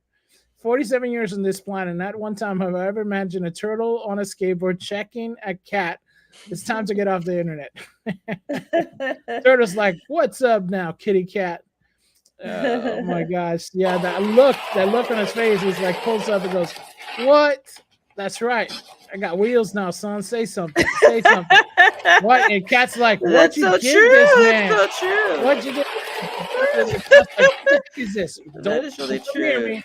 Why did you give them this? And then he's looking at the owner like, checking it's the your cat. fault. That is It's so your fault. funny. But thank you everybody for joining Every us turtle today. deserves a skateboard. That's gonna be Every the turtle deserves a every skateboard. So turtle. a skateboard for every turtle. Thank you so much, everybody, for joining us on today. In the words of Padre Pio that we have down over here, says, pray, hope, and don't worry. That's right. Yes, God's got you. And like I said, if we did this a little bit early, I don't know. Let us know. Did you like this early time better, or do you want us more afternoon time? Let us know. And please like, share, and subscribe, and join us next week. God All bless. right. God bless. Have a good one.